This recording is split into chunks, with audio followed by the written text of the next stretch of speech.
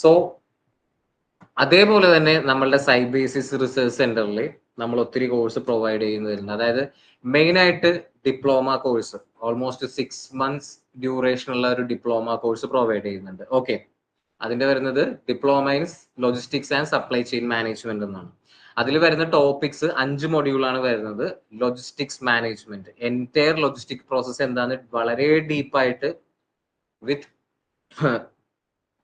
Practical സ്കിൽസും കാര്യങ്ങളൊക്കെ വെച്ചിട്ട് പഠിപ്പിക്കുന്നതാണ് ലോജിസ്റ്റിക്സ് മാനേജ്മെന്റ്. പിന്നെ supply chain management, entire supply chain management, അതായത് ആ ഒരു റോ മെറ്റീരിയൽസിന്റെ കളക്ഷൻ തൊട്ടിട്ട് എൻറ്റയർ ആ ഒരു പ്രൊഡക്ഷൻ നടന്ന് കസ്റ്റമറിലേക്ക് എത്തുന്നവരെയുള്ള ഡീപ് പ്രോസസ്സ് വളരെ ഇൻഡെപ്തിൽ പഠിക്കാൻ പറ്റുന്ന ഒരു കോഴ്സാണ്, ഒരു ടോപ്പിക്കാണ് സപ്ലൈ ചെയിൻ മാനേജ്മെന്റ്. പിന്നെ വരുന്നത് വെയർ ഹൗസ് മാനേജ്മെന്റ്. ഞാൻ നേരത്തെ പറഞ്ഞായിരുന്നു, ഒരു പ്രൊഡക്റ്റ് നശിയാതെ അല്ലെങ്കിൽ ചീത്താവാതെ നമ്മൾ എടുക്കുന്ന ഒരു ഇതാണ്, ഒരു സ്ഥലത്തെയാണ് നമ്മൾ വെയർ ഹൗസ് എന്ന് പറയുന്നത്. ഓക്കെ, പിന്നെ അടുത്തത് ഇൻവെന്ററി. ഇൻവെന്ററി എന്ന് കേൾക്കുമ്പോൾ ചിലവർക്ക് അറിയാൻ പറ്റും, ഇൻവെന്ററി എന്ന് വെച്ചിട്ടുണ്ടെങ്കിൽ സ്റ്റോക്ക് എന്നാണ് അതിന്റെ അർത്ഥം.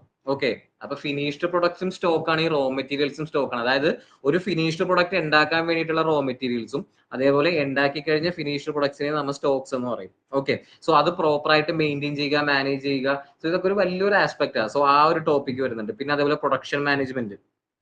ഓക്കെ, പ്രൊഡക്ഷൻ, എൻറ്റയർ പ്രൊഡക്ഷൻ, അതായത് ഇപ്പൊ നമ്മളുടെ ഒരു എക്സാമ്പിൾ പറയുക, ഒരു അച്ചാർ കമ്പനിയിലെ എന്തൊക്കെ പ്രോസസ്സാണ് അവിടെ നടക്കുന്നത്, അതേപോലെ തന്നെ ഒരു MNCയിൽ എന്ത് പ്രോസസ്സാണ് നടക്കുന്നത്, ആ ഒരു എൻറ്റയർ പ്രോസസ് ഇൻ ഡെപ്തിൽ നമുക്ക് ഈ ഒരു ടോപ്പിക്കിൽ വരുന്നുണ്ട്. ഇതാണ് ഈ 5 മൊഡ്യൂൾസ് വരുന്നതാണ് നമ്മളുടെ ഡിപ്ലോമ കോഴ്സ്. ഏകദേശം ഡ്യൂറേഷൻ ഒരു 6 months ആണ്.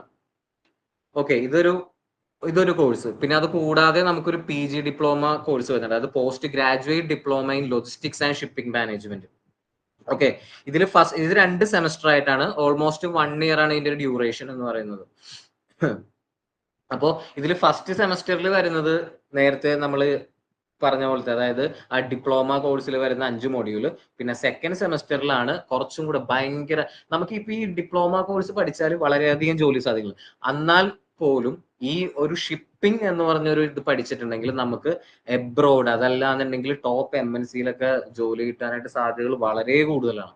അതാണ് കാരണം ഞാൻ പറഞ്ഞില്ല, ഇപ്പൊ നമ്മൾ 99% ഈ ഷിപ്പിംഗ് ആക്ടിവിറ്റീസ് ഒക്കെ നടക്കുന്നത് ബൈ സീ ആണ് അല്ലെങ്കിൽ ബൈ എയർ ആണ്. സോ അതിന്റെ എൻറ്റയർ ആയിട്ടുള്ള വളരെ ഡെപ്ത് ആയിട്ടുള്ള ഭയങ്കര ഇൻട്രസ്റ്റിംഗ് ആയിട്ടുള്ള ഒരു ടോപ്പിക്കാണ്.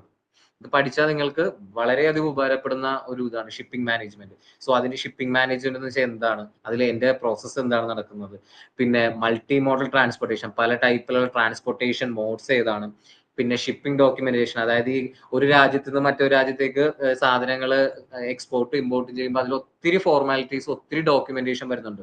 അപ്പൊ അതിന്റെ ആ ഡോക്യുമെന്റ്സ് ഏതാണ്, ആ ഡോക്യുമെന്റേഷൻസ് പ്രിപ്പയർ ചെയ്യുന്നത് എങ്ങനെ, ഇങ്ങനെയുള്ള കാര്യങ്ങൾ.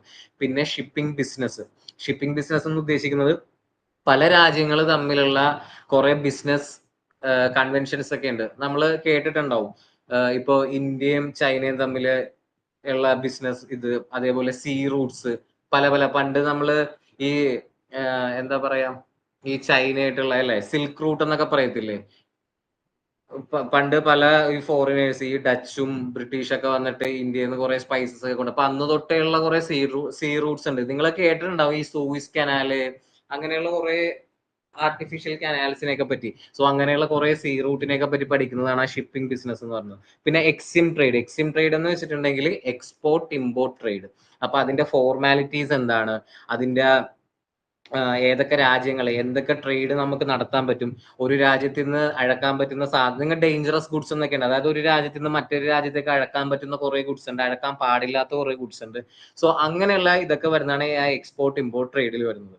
സോ എൻ്റെ ഒരു പ്രിഫറൻസ് വെച്ചിട്ട് നമ്മള് ഈ എപ്പോഴും ഡിപ്ലോമ കോഴ്സിനേക്കാളും കൂടുതൽ ഏറ്റവും ബെറ്റർ ആയിട്ടിരിക്കണം. കാരണം അറിവ്, ഒരു ചെറിയ അറിവും വെറുതെ അല്ല. സോ നമ്മൾ ഒരു 5 months കൂടെ നമ്മൾ സ്പെൻഡ് ചെയ്യുവാണെങ്കിൽ നമുക്ക് കുറച്ചും കൂടെ ജോലി സാധ്യതകൾ ഉണ്ട്. കാരണം ഈ ഷിപ്പിംഗ് എന്ന് വെച്ചിട്ടുണ്ടെങ്കിൽ ഭയങ്കര ഇൻട്രസ്റ്റിംഗ് ആണ്, ഭയങ്കര ചലഞ്ചിങ് ആയിട്ടുള്ള ഒരു ഫീൽഡാണ്.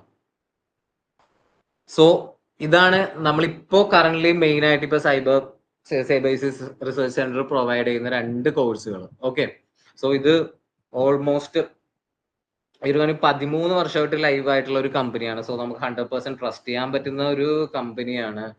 പിന്നെ സോ നിങ്ങളുടെ ഒരു ഇൻട്രസ്റ്റ് വെച്ചിട്ട് നിങ്ങൾക്ക് ഏത് കോഴ്സ്, നിങ്ങളുടെ ഒരു ഫ്യൂച്ചർ നിങ്ങൾ ചിന്തിക്കുക. കാരണം നമ്മളിപ്പോ ഏത് കോഴ്സ് എടുത്താലും അത് വെറുതെ പഠിച്ചാൽ പോരാ, അത് പഠിച്ചുകൊണ്ടൊരു ഗുണമുണ്ട് എന്ന് നമ്മൾ ചിന്തിക്കണം എപ്പോഴും. സോ ഇത്രയും ഞാൻ പറഞ്ഞത് ക്ലിയർ ആയെന്ന് തോന്നുന്നു. ഇനി ആർക്കെങ്കിലും എന്തെങ്കിലും ഡൗട്ട് ഒക്കെ ഉണ്ടെങ്കിൽ ചോദിക്കാം, പറഞ്ഞതിൽ മനസ്സിലാവാത്തതുണ്ടെങ്കിലും ചോദിക്കാം. ഓക്കെ, സോ ആർക്കും ഡൗട്ട് ഇല്ല എന്ന് വിചാരിക്കുന്നു. സോ ബാക്കി എന്തെങ്കിലും എൻക്വയറീസോ ഡൗട്ടോ കാര്യങ്ങളോ ഉണ്ടെങ്കിൽ നിങ്ങൾ ആ ഗ്രൂപ്പിൽ കൊടുത്തേക്കുന്ന നമ്പറിൽ കോൺടാക്ട് ചെയ്താൽ മതി. ഓക്കെ, സോ നമുക്ക് വൈൻഡ് അപ്പ് ചെയ്യാം. Thank you so much for your time. By.